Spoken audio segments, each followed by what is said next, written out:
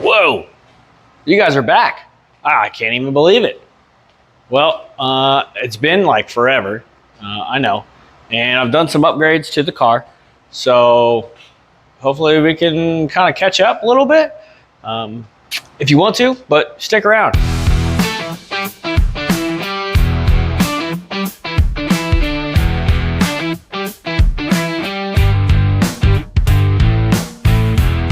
All right, so over the winter, I say winter, right? Winter / early 2026. We did a lot of stuff. Here, let's look. So this is the list that I kind of set out and I have added to since then.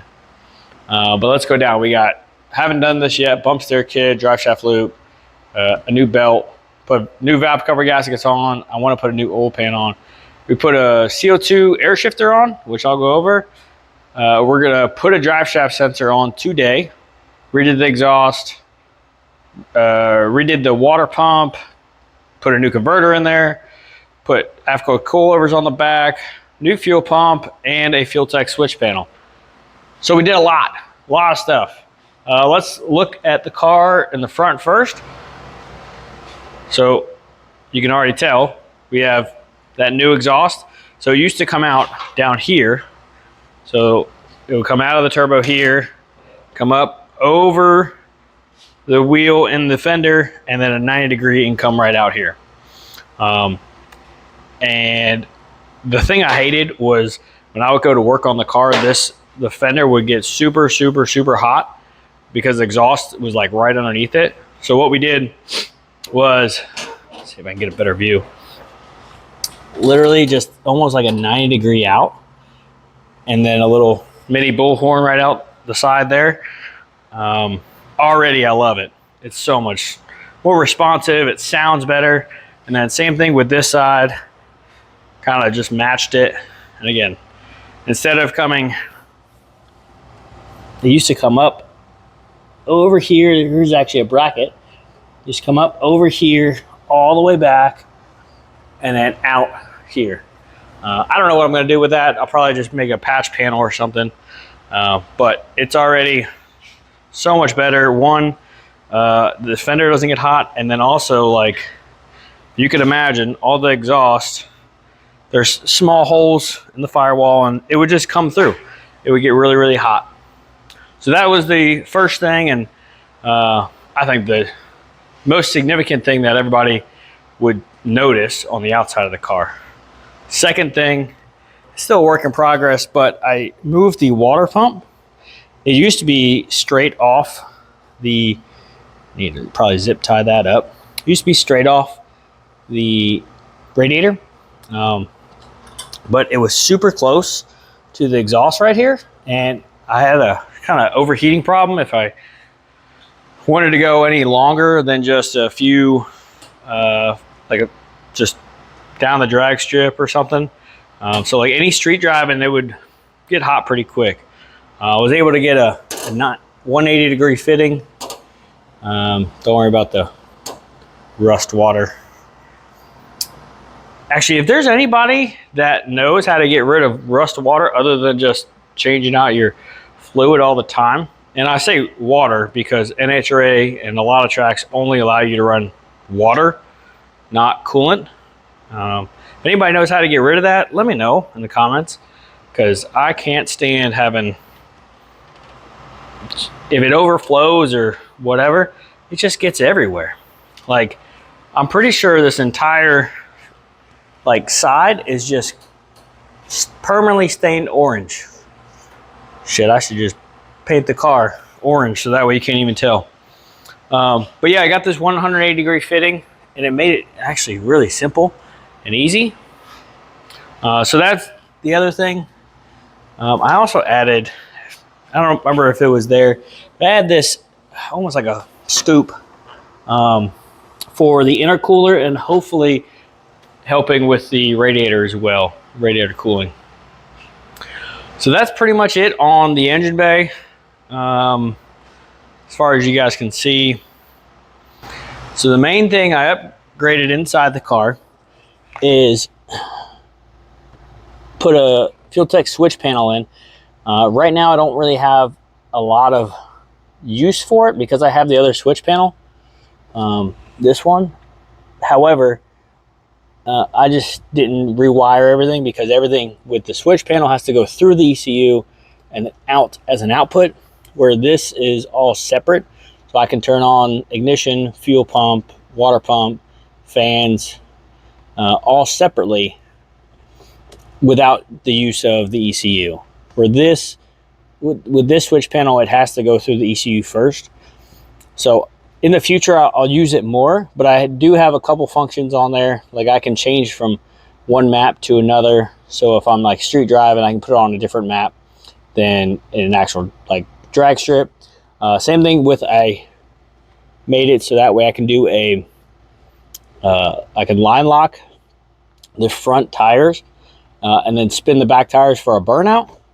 Makes it a little bit easier, a little bit better on the transmission rather than doing a two-step burnout, which I've mainly done.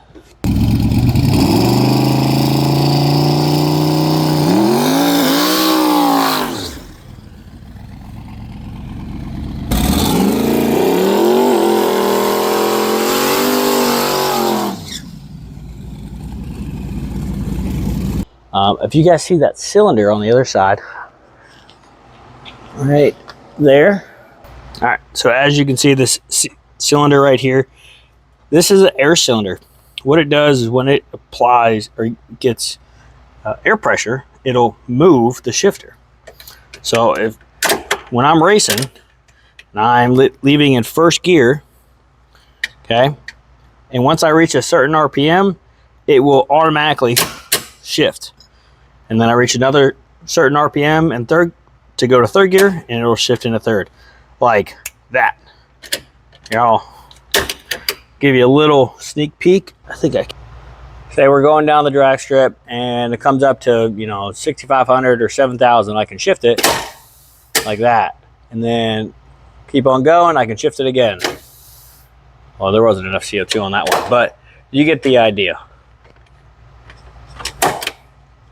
So again, it'll shift, right? So that'll make my shifts very consistent, and that way I'm not short shifting or hitting the rev limiter and just being inconsistent, and consistency leads to wins. So like I said, the switch panel and the CO2 shifter, that's going to be the main thing on the inside, other than I got new belts over on that side. They're actually legal to the end of this year, kind of crazy. And then on this side, I took my old belts from over there and put them on here. So at least I have a seatbelt on this side now.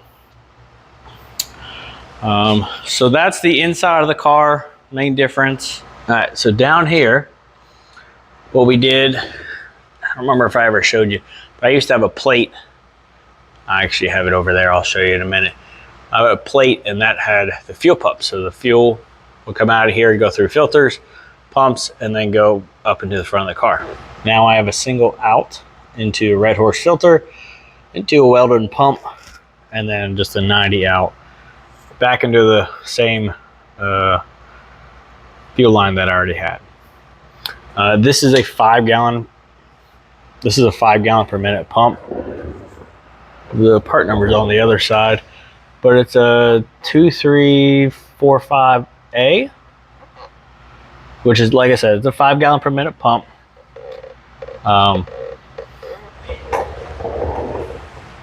And should be a lot better than my previous AEM 400s. What else? I moved brake lines. They used to come like way back here. I moved it so it's a little bit more streamlined. And then I also found out one of the Heim joints was like bent, and it just wouldn't move.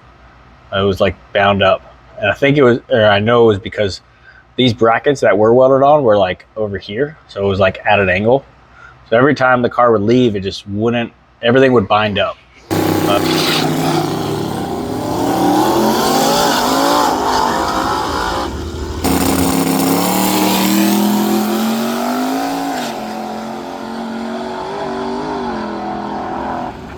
So I put a new Heim joint on it. It's still not perfect. It's kind of hard to tell, but it moves now, and I'll show you guys some videos of it actually moving. But that was huge. And then these are new. I used to have stock style like springs here, but I bought these used a while ago, and I think they're going to be, I can already tell that they're awesome in terms of what I had before. I had QA1 double adjustables. These are AFCO eliminators. They're not, you know, the most amazing thing, but I got them on a good deal. And I think my problem was I had a set of stock springs here, which are designed to be for a stock weight car, and this is not that. As you can see, we have an aluminum floor, aluminum fuel cell. Like there's no major, like there's nothing back here, so it's really, really light. So I think the stock springs that were in stock location were just too stiff of a spring. So with these springs, which I still think are too stiff, they're 12 125s. I think I need like a 1290 or 12 110, but they work a lot better. Between this and fixing the anti-roll bar, it's already made the car respond so much better. So that's the main thing back here, suspension wise. And I'm about to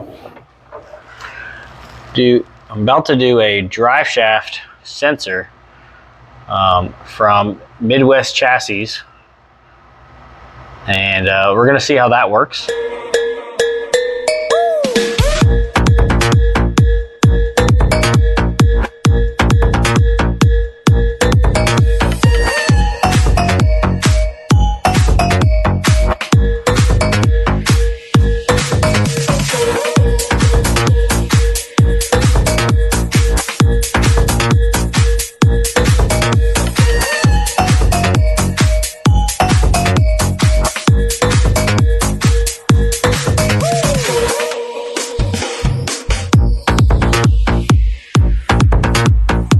Some of you guys might be familiar with the drive shaft sensor.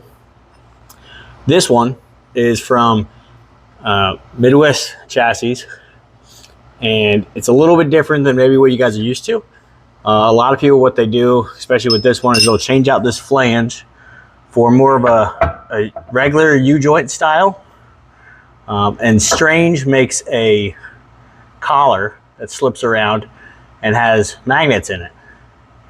And it'll register the speed of the drive shaft. So every time there's a rotation, there's gonna be a sensor here, and it'll see how many times it rotates around, and that's how you get your drive shaft speed. Well, I'm not gonna lie, I'm kind of frugal and cheap. This has really scared me. I think I'm gonna like drop it on my face. But I'm really frugal and cheap. So Midwest Chassis, they actually make one that supposedly goes in between this flange and this flange. That way you don't got to change out the flange. It's literally like $100. You buy it, comes with a bracket, and you buy the sensor of your choice. Whether that's like a cherry sensor, a Rife sensor, whatever, right? So let's see how this works. Wasn't really a lot of instructions, but so far, I mean, that seems pretty simple. Uh-oh. Uh-oh.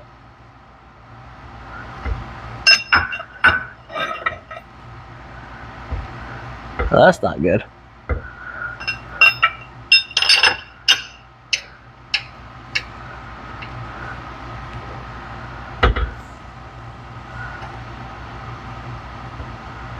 Well, that's not gonna work.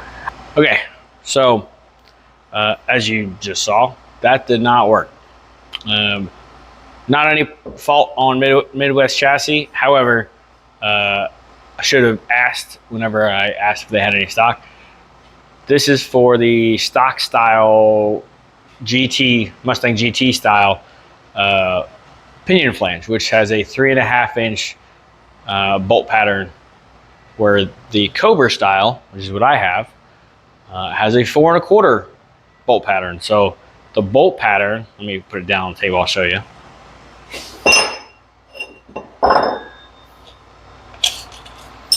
All right, so the bolt pattern measures from here to here and then here to here. So with this one, we'll measure inside to outside. Kind of hard to see. So the inside of the hole, roughly to the outside of the hole, it's about 3.5.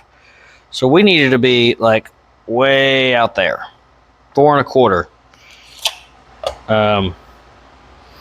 So yeah, this, I mean, it would have worked great, I think, from what I could tell. I mean, it went on the flange perfectly. I mean, from what I could tell, it would have been perfect. Just, there's two different styles. And I didn't think to ask before I ordered it. I don't know, it just didn't even occur to me. So I emailed them, see if they have that style. And if they don't, no big deal. Maybe they can make one, I don't know.